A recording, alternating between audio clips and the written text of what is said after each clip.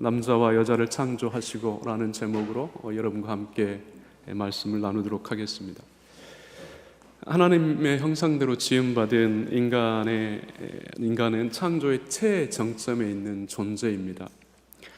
그래서 다른 피조물과 구별되는 가장 존엄한 존재이죠. 하지만 오늘날 많은 영역에서 인간은 어떤 도구처럼 소모품으로 전락하고 있는 것이 발견됩니다. 되게 슬픈 현상이죠. 그리고 하나님은 자신의 형상대로 인간을 창조하실 때 한 성이 아닌 서로 다른 성을 가진 남자와 여자로 창조하셨습니다.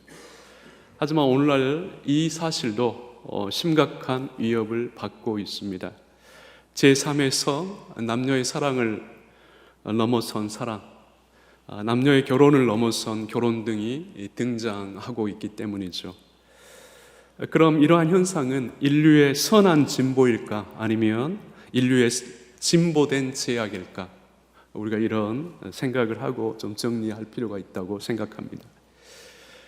창세기 1장 27절에 이렇게 기록되어 있습니다. 하나님이 자기 형상 곧 하나님의 형상대로 사람을 창조하시되 남자와 여자를 창조하시고, 그럼 이렇게 하나님이 인간을 두 성을 가진 존재로 창조하신 이유는 무엇일까요?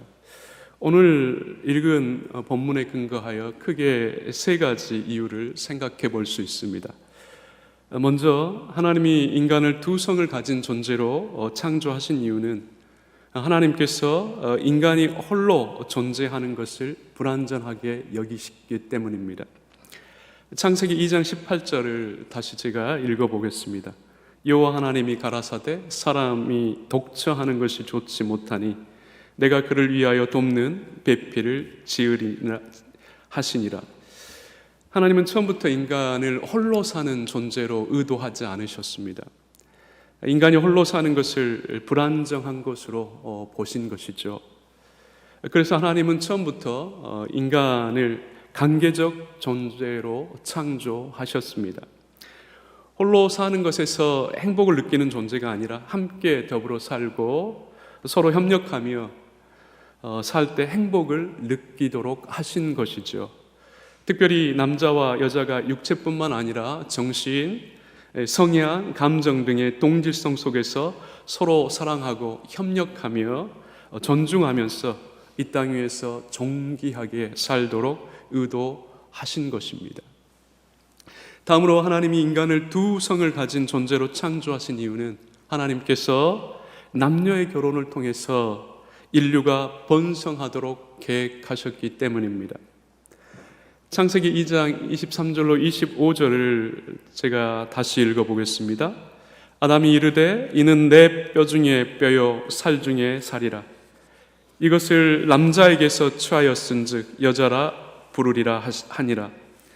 이러므로 남자가 부모를 떠나 그 아내와 합하여 둘이 한 몸을 이룰지로다. 아담과 그의 아내 두 사람이 벌거벗었으나 부끄러워하지 아니하니라. 아담과 하와 아래서 모든 인류가 기원되었습니다. 하나님은 인류를 한꺼번에 만드셔서 이 땅을 채우실 수 있습니다. 하지만 하나님은 그렇게 창조 세계를 채우지 않으셨습니다. 왜일까요? 하나님은 온 세계에 복음이 증거되어 주님이 다시 오시는 날까지 남녀의 결혼을 통해서 인류가 긴 역사적 시공간 속에서 차례대로 편만하게 번성하도록 의도하셨기 때문입니다. 그리고 하나님은 모든 인류가 한 근원에 나와 서로 협력하고 사랑하며 다른 사람을 자기 몸처럼 존중하도록 그렇게 살도록 의도하셨기 때문이죠.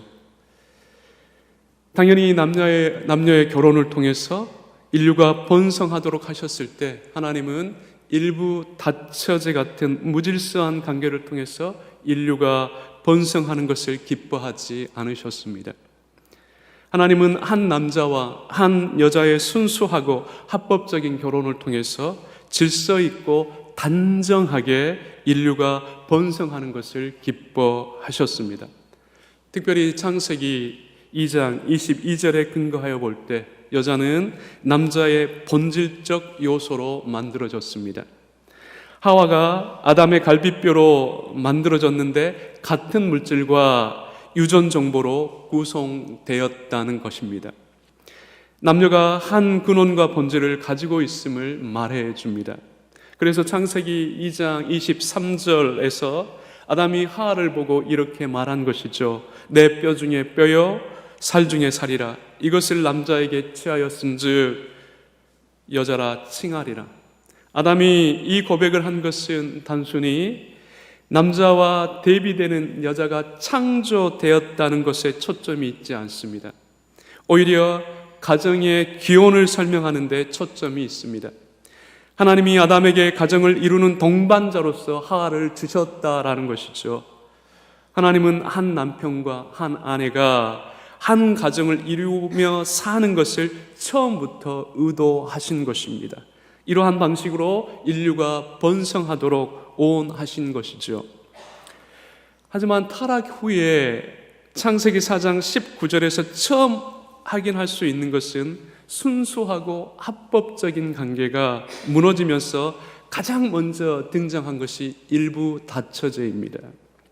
라멕이 두 아내를 취하였으니, 하나님이 타락한 방식으로 인류가 번성하는 것을 내버려 두셨을지라도 그것은 하나님의 어떤 뜻을 두신 인간의 악에 대한 허용일 뿐입니다.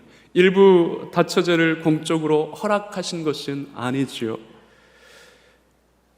성경에 기록된 일부 다처제에 관한 기록들을 저희가 여러 군데서 확인할 수 있습니다. 다윗도 그렇고 여러 신앙의 인물들이 일부 다처제를 했음을 확인할 수 있죠. 그런데 흥미로운 것은 그 가정이 편안할 일이 없었습니다. 그것 자체가 하나님께서 일부 다처제를 반대하신다는 것에 대한 증거입니다. 평안하지 않았고 때로는 가족 전체가 몰살되는 경우도 있었죠. 그것 자체가 하나님의 징계임을 저희가 기억할 필요가 있습니다. 그리고 일부 다처제가 등장했을 때부터 성적 타락은 급속도로 확산되었습니다. 창세기 6장 5절에 기록된 노아의 홍수에 대한 심판의 원인이 되었던 죄악의 세상의 가득함이 무엇인지 성경에는 구체적으로 기록되어 있지 않습니다. 하지만 우리는 이에 대한 한 가지 중요한 정보를 레위기 18장 1절로 23절에서 확인할 수 있습니다. 모두 성적 타락에 관한 것입니다. 근친상간, 간음이나 간통, 동성연애, 동물과 교합하는 수간 등. 그래서 레위기 18장 24절로 25절에 이렇게 경고했습니다. 너희는 이 모든 일로 스스로 더럽히지 말라. 내가 너희 앞에서 쫓아내는 족속들이 이 모든 일로 인하여 더러워졌고 그 땅도 더러워졌으므로 내가 그 악을 인하여 벌하고 그 땅도 스스로 그 거민을 토하여 내느니라. 이렇게 볼 때 노아 홍수 심판은 다른 죄악들과 함께 이러한 성적 타락에 대한 하나님의 진노와도 깊이 연관되어 있다는 것을 우리가 주목해야 합니다. 끝으로 하나님이 인간을 두 성을 가진 존재로 창조하신 이유는 하나님께서 남자와 여자가 서로 협력하여 창조 세계를 경영하도록 의도하셨기 때문입니다. 창세기 1장 28절을 읽어보겠습니다.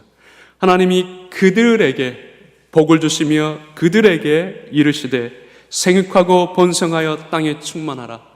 땅을 정복하라. 바다의 고기와 공중의 새와 땅에 움직이는 모든 생물들을 다스리라 하시니라. 하나님은 문화 명령을 아담이든 하와든 어느 한편에만 하지 않으셨습니다. 그들에게, 즉 아담과 하와 모두에게 하신 것입니다. 이렇게 볼 때 하나님이 의도하신 남녀의 관계는 전인적인 협력 속에서 하나님의 문화 명령을 감당하는 것과 관련이 있습니다. 서로가 더욱 온전해지고 지혜롭도록 도우면서 하나님의 뜻을 섬기는 것입니다. 서로를 격려하고 지지하면서 하나님께서 기뻐하시는 일에 동참하는 것이죠. 하나님은 남녀의 협력을 통해서 창조 세상이 더 온전해질 수 있도록 의도하셨다는 것을 아셔야 합니다. 하나님은 창조 때 남자와 여자로 창조하셨습니다. 그리고 이 둘로 가정을 이루도록 하셨습니다. 이 창조의 원리는 창조 때부터 주님이 오실 때까지 변치 않을 것입니다. 그래서 주님도 이 땅에 오셨을 때 이 창조의 원리를 다시 한번 확증하셨습니다. 이 창조의 원리가 항구적 삶의 규범이 되도록 명령하신 것이죠. 마태복음 19장 14절로 16절을 우리 같이 한번 읽어보겠습니다. 마태복음 19장 14절로 16절입니다.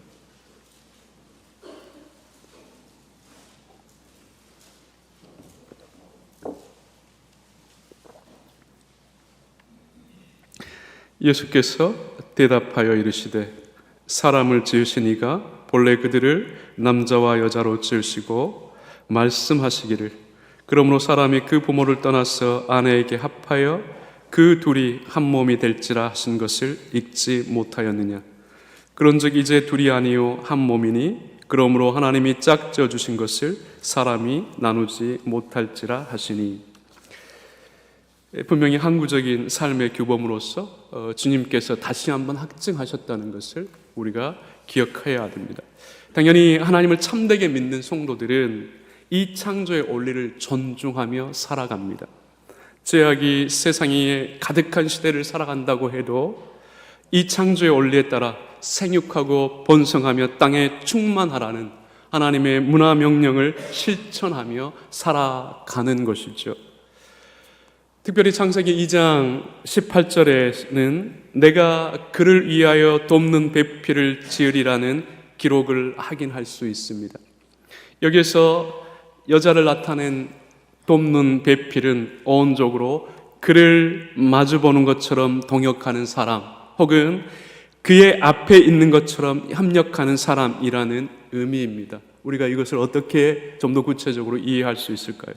먼저 돕는 배필은 계급적 위계 질서가 전제된 의미에서 돕는 개념이 아닙니다. 만약 하나님이 처음부터 남녀 사이의 계급적 위계 질서를 의도하셨다면 하와는 모든 일에 아담의 의견을 따라야 했을 것입니다. 순서적으로 남자가 먼저 창조되고 여자가 그 다음에 창조되었다고 해도 창조의 조건은 남자와 여자 사이에 아무런 차이가 없습니다. 하와도 자신의 운명을 스스로 선택할 수 있는 자유의지를 가진 존재로 창조되었기 때문입니다. 더욱이 처음부터 남녀가 계급적 위계질서 아래서 창조되었다고 하면 아담이 타락에 대한 직접적인 책임을 모두 져야 했을 것입니다. 하지만 하나님은 인간이 타락했을 때 아담에게만 타락에 대한 직접적 책임을 묻지 않으셨습니다. 하나님은 아담과 하와 모두에게 동등하게 물으셨죠. 그래서 하나님은 뱀의 유혹 속에서 선악과를 먹은 순서대로 저주를 내리셨습니다. 하와가 먼저 저주를 받고 아담이 그 다음으로 저주를 받은 것입니다. 다음으로 이뿐만 아니라 하나님은 타락 전에 남편이 아내를 다스린다는 언급을 전혀 하지도 않으셨습니다. 오히려 타락 후에 하와에 대한 저주와 관련하여 남편이 아내를 다스린다는 것을 처음 밝히셨습니다. 그래서 17절에 기록된 아담의 저주 때 하나님은 이렇게 말씀하지 않으신 것이죠.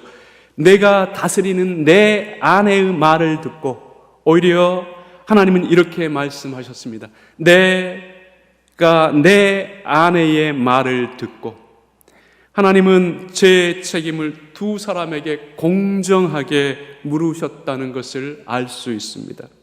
한 걸음 더 들어가서 돕는 배필의 문제를 좀 더 깊이 생각을 해보겠습니다. 창세기 1장 27절에 하나님이 자기 형상 곧 하나님의 형상대로 사람을 창조하시되 남자와 여자를 창조하시고 이 기록을 우리가 확인할 수 있습니다. 하나님은 인간을 창조하실 때 이미 처음부터 남자와 여자를 의도하신 것이죠. 남자를 만들어 놓고 무엇이 부족해서 여자를 만든 것이 아닙니다. 당연히 이러한 전제 아래서 창세기 2장 18절로 28절이 이해되어야 합니다.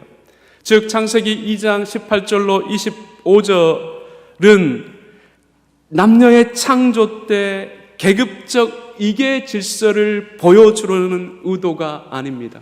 오히려 남녀가 어떤 관계로 묶여 있는지를 알려주는 데 목적이 있습니다.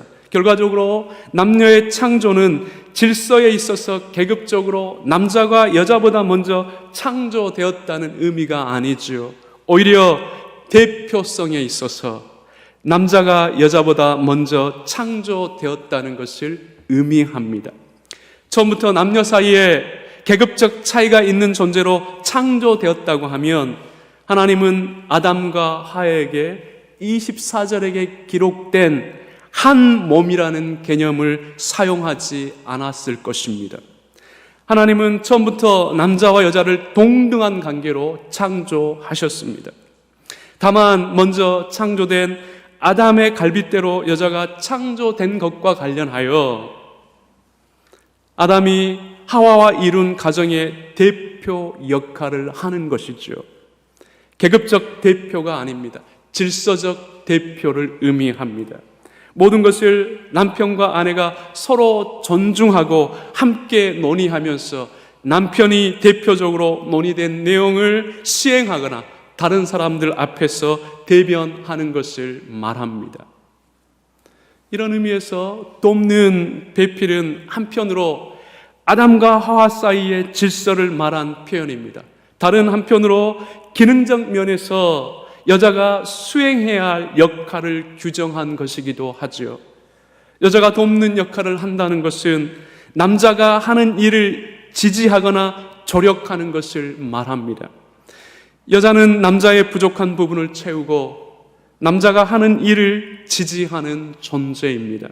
이렇게 볼 때 돕는 배필은 하나님의 명령하신 문화 명령을 성취하는데 없어서는 안 돼 동반자라는 것이죠.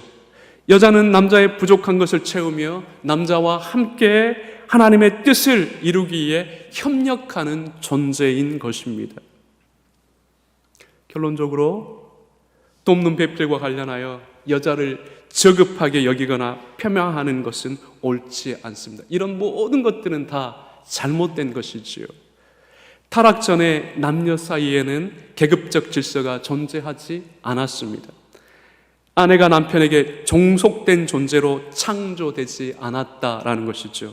오직 질서적으로 남편이 가정을 대표하는 것입니다. 그리고 아내는 남편의 부족한 부분을 돕고 남편과 협력하여 하나님의 뜻을 함께 이뤄가는 동반자 역할을 하는 것입니다. 당연히 신약 성경에 기록된 모든 남녀의 관계는 이 기초 위에서 해석되어야 합니다. 한 실례로 골로새서 3장 18절로 19절에서 아내가 남편에게 복종하고 남편이 아내를 사랑하라는 바울의 권면을 확인할 수 있습니다.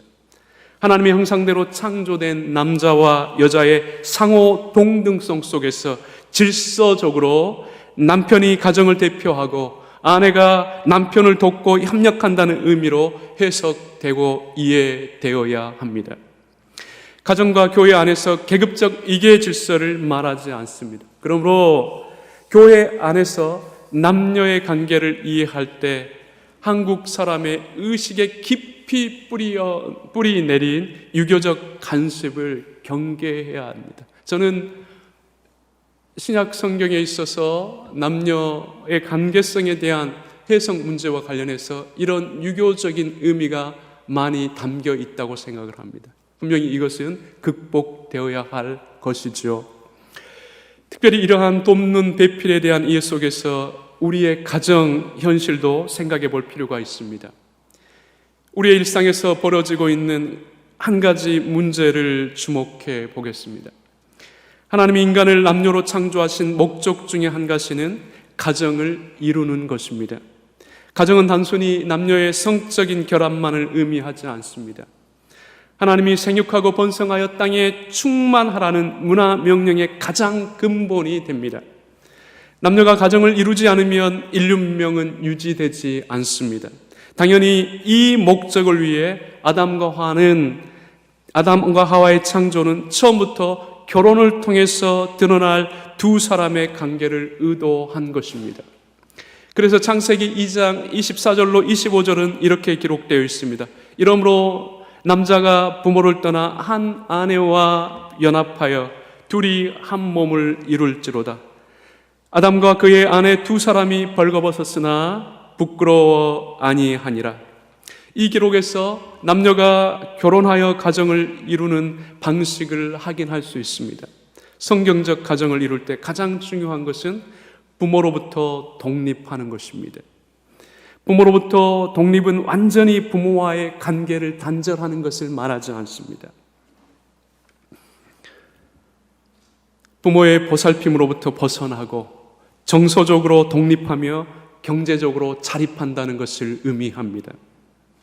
즉, 가정을 이루는 자녀는 창조의 원리에 따라 근본적으로 부모를 공경하죠. 부모와 자녀 사이에 새로운 관계가 성립된다는 것을 말합니다. 하지만 이와 동시에 부모와 자녀 사이의 종속 관계를 탈피하여 새롭게 상호 존중의 관계를 성립하는 것도 말하고 있습니다. 부모가 일방적으로 가정을 이룬 자녀에게 어떤 것을 명령하거나 요구할 수 없습니다. 새롭게 이룬 가정을 존중하고 그 가정이 온전히 유지될 수 있도록 지지해야 합니다. 만약 부모가 자녀의 가정을 훼손시킨다고 하면 자녀는 그 가정을 지키기 위해 부모와 완전히 단절해도 성경적으로 문제가 되지 않습니다. 결혼을 하면 부모보다 가정이 더 우선하기 때문이죠. 남편은 돕는 배필인 아내에게 더 많이 집중하고 헌신해야 합니다. 아내도 마찬가지이겠죠. 그래서 이미 앞서 마태복음 19장 4절로 6절에서 밝힌 대로 예수님도 유대인들의 자의적 이혼을 비판하면서 이제 둘이 아니요 한 몸이니 그러므로 하나님이 짝지어 주신 것을 사람이 나누지 못할지라고 밝히신 것입니다. 주님은 이 가정의 원리가 항구적으로 우리의 삶의 규범이 되어야 한다는 것을 명령하신 것입니다. 타락 후에 인간이 남자와 여자로 창조되었다는 창조 원리가 무너졌을 때 실제로 인간의 성과 관련된 다양한 현상이 나타났습니다. 성적 타락은 물론이고 오늘을 사는 우리에게도 직접적으로 영향을 주는 문제들이 발생하게 되었죠. 하나님의 형상에 따라 남자와 여자로 창조되었다는 것에는 육체적인 면에서 남자와 여자가 고유한 성 정체성을 가졌다는 것을 의미합니다. 남자인 남편과 여자인 아내 사이의 성적 결합은 하나님이 보시기에 좋은 것이죠. 아름다운 것입니다. 불결하거나 부정적인 것이 아닙니다. 남자와 여자 사이에 허락하신 하나님의 창조 질서에 속한 것으로 존중되어야 합니다. 그래서 일부 다처제, 동성연애, 트랜스젠더 같은 성 정체성을 훼손시키거나 혼란스럽게 하는 것은 그 형태가 어떠하든지 하나님의 창조 질서를 무너뜨리는 것입니다. 하나님의 성적 구별과 남녀가 가정을 이루는 것은 하나님의 창조 안에서 허락된 축복의 내용입니다. 하나님이 그렇게 명령하신 축복의 내용이죠. 인간은 다른 피조물들과 달리 구체적으로 그 종류대로 번식하도록 지시받지 않았습니다. 즉, 그 종류대로 창조되지 않았다는 것은 인간은 오직 한 종류일 뿐만 아니라 성 정체성에 있어서도 고유한 특징을 가지고 있음을 의미합니다. 남자와 여자로 창조된 인간은 이 창조 원리에 따라 가정을 이루고 그 안에서 서로 육체적 관계를 맺습니다. 이를 통해서 가정의 혈통을 잇고 인류를 보존합니다. 이렇게 하여 남자와 여자로 창조된 인간은 생육하고 번성하여 땅에 충만하라는 하나님의 명령을 수행하는 것입니다. 당연히 인간의 성 정체성이 경시되거나 남용될 경우에 인간은 하나님의 형상으로 창조된 존재로서의 심각한 문제를 가지게 됩니다. 생육하고 번성하여 땅에 충만하라는 문화적 명령을 이행하지 못하는 것은 자칫하고서라도 여러 심각한 문제가 발생합니다. 한 실례로 한국에서 에이즈 감염자 수는 2020년 말 기준으로 16,000명 정도에 이릅니다. 이 중 남성이 93.7%이고 여성이 6.3%입니다. 해마다 1,000명 이상씩 증가하고 있습니다. 감염자 중 60%는 동성 간의 성접촉으로 감염되었으며 성별로는 감염자 10명 중에 9명이 남성입니다. 오늘날 문화를 통해서 동성연애가 아름답게 미화되고 있는 것은 매우 우려스러운 현상입니다. 의심이 여지없이 오늘날 성정체성의 혼란은 결혼에도 큰 영향을 미치고 있습니다. 과거 보편적으로 인정받았던 서로 사랑하고 후손을 낳으며 삶의 안정을 보장받기 위해 영구적으로 약정된 연합이라는 결혼의 이상은 무너지고 있습니다. 그 대신에 남녀 사이에 개인적 만족을 추구하기에 한시적으로 맺어진 성적 계약이라는 새로운 인식이 생겨나고 있습니다. 이 때문에 지금 서구에서는 혼인신고가 없는 동거가 유행하고 있습니다. 우리나라도 지금 이러한 현상이 벌어지고 있죠. 서로에게 애정이 확인될 때까지만 부부 관계를 유지하는 것입니다. 이러한 결혼 간의 변화는 무신론적 인본주의의 영향 아래서 지속적으로 발전되어 왔고 발전돼 가고 있습니다. 자기를 헌신하고 개인의 자유보다 가족의 행복을 더 중요시하며 삶의 성숙을 훈련하는 공간으로서 결혼의 가치를 생각하지 않습니다. 오히려 개인의 정서적 안정을 얻고 남녀의 성적 만족을 누리며 부부의 욕망을 실현하는 공간으로서 결혼의 가치를 생각합니다. 무신론적 인본주의는 결혼의 공적인 측면을 잘라내고 오직 개인의 욕망을 채우는 사적인 측면만을 발전시킨 것입니다. 하나님의 뜻을 실현하고 인격의 성숙을 드러내며 자녀를 거룩하게 키우는 것과 상관없이 오직 개인적인 욕구를 채우는 쪽으로 결혼의 의미를 규정한 것입니다. 남녀 모두가 결혼을 인간으로서의 면모를 온전하게 가다듬고 서로를 완성해가는 통로로 더 이상 생각하지 않는 것이지요. 개인적 삶의 욕망을 이루는 수단으로 결혼을 사용하는 것입니다. 그 결과로 결혼에서 순수성을 찾아보기가 점점 어려워지고 있습니다. 오히려 정략과 조건만 난무하고 있습니다. 그래서 수많은 젊은 남녀가 개인적인 욕구를 채워줄 결혼 상대를 찾고 있지만 그 결과는 매우 비관스럽습니다. 매우 괜찮은 배우자들감을 마음에 쏙 들지 않는다는 이유로 그냥 지나쳐버린 이들이 수두룩하기 때문입니다. 여러분들은 어떠십니까? 지금 주위에 있는 아직 결혼하지 않는 남녀 전도사님들, 주위에 있는 남자 전도사님들, 여자 전도사님들에 대해서 어떻게 생각하십니까? 자신의 욕망을 채워주는 완벽한 배우자를 찾아 헤매는 것이죠. 자기에게 완전히 맞는 사람, 자기를 온전히 위해 주신 사람, 그런 사람을 찾기 때문에 결혼하는 것이 점점 어려워지고 있는 것입니다. 그 결과는 무엇일까요? 당연히 결혼하는 것이 점점 어려워지고 있다는 것입니다. 결혼을 해도 서로를 즐기는 데 관심을 가질 뿐 많은 헌신이 필요한 자녀를 낳는 것에는 더 이상 관심이 없습니다. 그런데 불행한 것은 이러한 현상이 현실 사회에서만 있는 게 아니라 지금 현실 교회 안에서도 벌어지고 있는 것이죠. 여러분들은 어떠하십니까? 사실 결혼해서 애틋한 감정, 성관계, 소소한 즐거움, 삶의 공유 등은 신앙적으로 연단과 훈련, 성화를 이루는 일련의 과정에서 발생하는 부산물들입니다. 이러한 것들이 중요한 요소들이긴 하지만 안정된 결혼 생활을 지탱해주는 기둥이 될 수는 없습니다. 결혼 관계를 더욱 깊어지게 하는 진정한 힘은 무엇일까요? 배우자를 위대하게 만들고 거룩하게 만드는 헌신입니다. 즉 상대의 외모와 조건을 넘어서 상대를 더욱 온전하고 성숙하게 만드는 헌신에 있습니다. 상대가 정직한 마음과 하나님이 기뻐하는 것을 추구하도록 만드는 헌신에 있다는 것을 잊지 않으셔야 합니다. 사실 이 헌신이 성경적으로 배우자의 가장 중요한 역할입니다.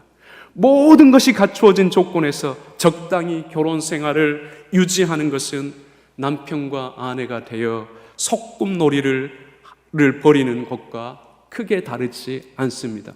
왜냐하면 위기를 만나면 이러한 결혼 생활을 언제든지 헤어질 수 있는 그 상황에 놓이기 때문입니다. 성경은 남편과 아내에게 예수 그리스도가 보여주신 사랑의 방식과 특징뿐만 아니라 사랑의 목표도 본받으라고 말하고 있습니다. 주님은 문제투성이인 우리를 위해 십자가에서 죽으셨습니다. 우리를 위해 모든 것을 헌신하신 것이죠. 이처럼 우리도 주님 안에서 서로의 유익을 위해 헌신하며 살아야 하죠. 이러한 자세를 가져야 됩니다. 이러한 자세 없이 결혼하면 어떻게 될까요? 반드시 헤어집니다. 그 가정의 위기가 오지요. 남편이 아내와 자녀를 위해 헌신하는 것은 의무이며 아름다운 모습입니다. 당연히 아내가 남편과 자녀를 위해 헌신하는 것도 의무이며 아름다운 모습입니다. 이를 통해서 가정은 더 온전해지는 것이죠. 헌신 없는 결혼 생활에 선한 열매가 있을 수 없습니다. 선한 열매가 맺을 수 없다는 것을 기억하셔야 합니다. 일시적으로 유지될 수는 있지만 장구적인 지속성은 가질 수는 없습니다. 이러한 이해 속에서 남녀가 부모를 떠나서 한 몸이 되었을 때 가장 소중한 가치는 무엇일까요? 많은 사람들이 행복에 그 가치를 둡니다. 하지만 행복은 어떤 조건에 기반하고 있기 때문에 늘 불안정한 것입니다. 어떤 좋은 일이나 성취가 있을 때, 아무런 사건이 없이 평안할 때, 정신적이고 물질적으로 누리는 것이 있을 때 사람은 행복을 느낍니다. 그러나 이러한 조건이 사라지면 행복은 신기루와 같죠. 우리 눈앞에서 금방 사라집니다. 이렇게 볼 때 가정의 가장 소중한 가치는 행복보다 다른 것에 있어야 합니다. 무엇일까요? 거룩입니다.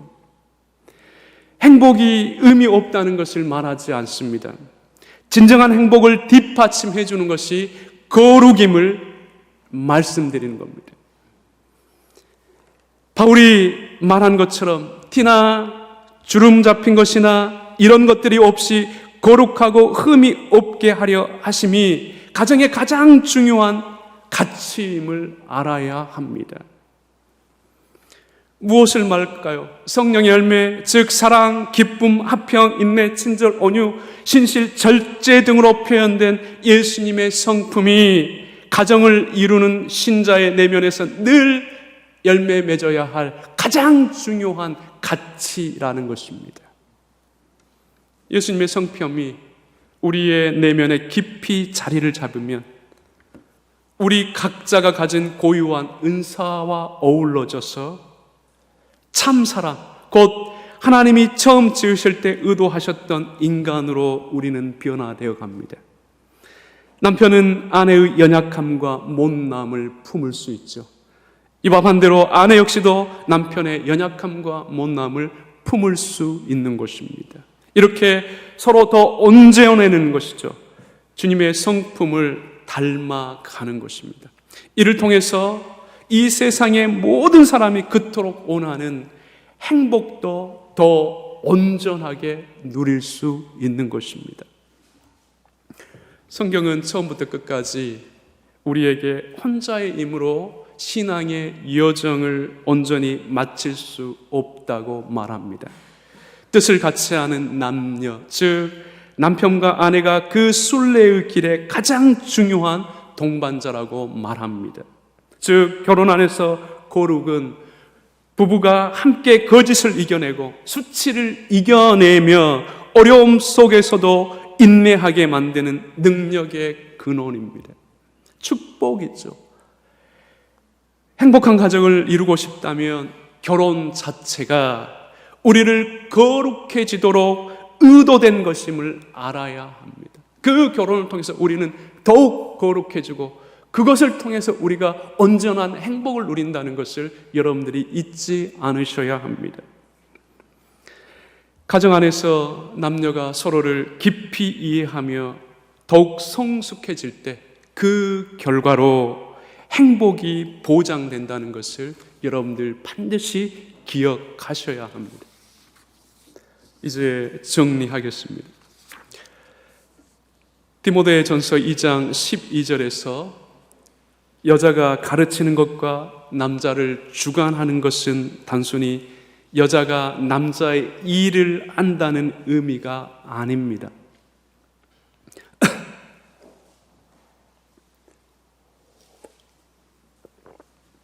하나님이 남자에게 부여하신 질서를 무시하고 여자가 자의적으로 질서를 만들어서 남자를 능가하는 권위를 가지는 것을 의미합니다.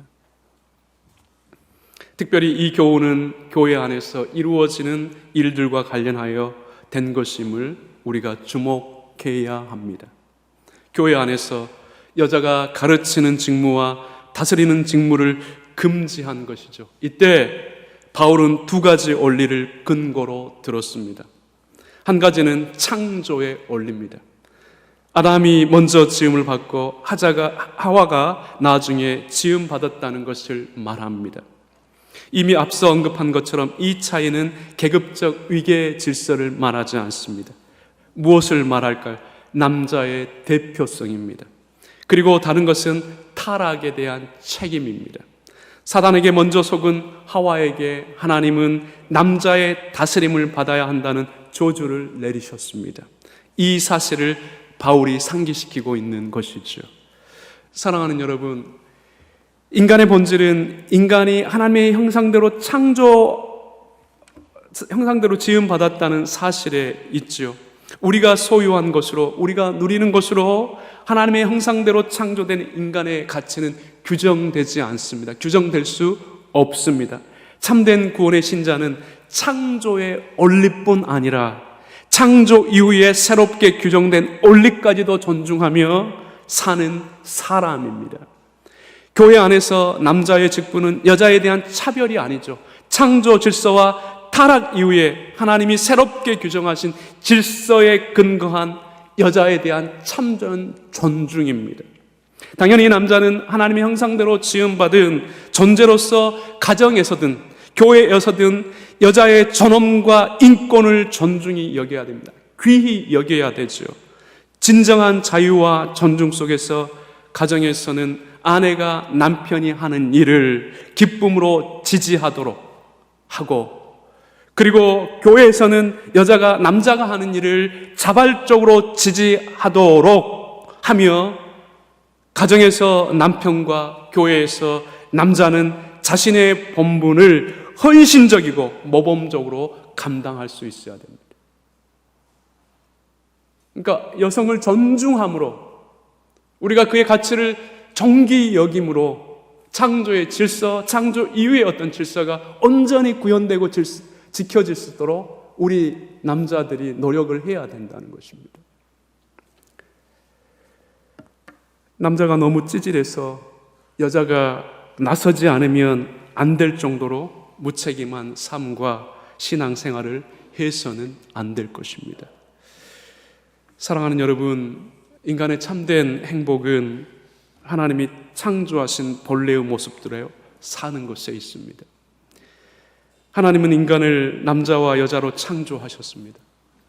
성경의 가르침에 따라 이 원리에 순응하며 살 때 하나님은 우리와 우리 자손들에게 크신 은혜로 함께 하실 것입니다. 왜일까요? 하나님이 보시기에 심히 좋았더라고 축복하셨기 때문입니다. 기도하고 모든 걸 마치겠습니다. 아버지 하나님, 하나님께서 사람을 만드실 때 남자와 여자로 만드셨다는 것을 저희가 배우고 확인했습니다. 그에 따라서 하나님이 요구하시고 말씀하시는 내용들이 무엇인지를 살폈고, 또한 타락 이후에 남녀의 질서에 대한 문제도 함께 짧게 삼겼습니다. 우리가 하나님의 말씀을 듣고 또 하나님의 말씀을 우리가 순종하고 하나님의 통치와 또 섭리를 믿는다라고 할 때, 우리는 하나님께서 정하신 그 질서에 따라 살고 그 질서에 존중하는 그러한 주의 백성들임을 저희가 고백합니다. 아버지 하나님, 이 시대 속에서 창조의 원리에 따른 남녀의 관계의 질서들이 다 무너져 가고 있습니다. 우리가 보기에 너무 염려스러운 것들이 많고 고민해야 될 것들이 많은 현실을 살아가고 있습니다. 이러할 때 우리가 하나님의 백성으로서 이런 현실을 어떻게 살아야 하는지를 고민하게 하시고, 시대가 어떠하든지 하나님의 뜻을 존중하며 하나님의 말씀에 따른 그 질서에 따라 그 창조의 원리를 온전히 저희가 존중하며 사는 주의 종들, 백성들 되게 하여 주옵소서. 이를 통하여서 하나님께서 우리에게 베푸신 은혜를 누리게 하시고, 주님께서 우리에게 주시고자 하는 보기에 심히 좋았더라고 축복하신 그 축복을 누리며 사는 그러한 인생들 다 되게 하여 주옵소서. 감사드리며 우리 주 예수 그리스도 이름으로 기도드리옵나이다. 아멘.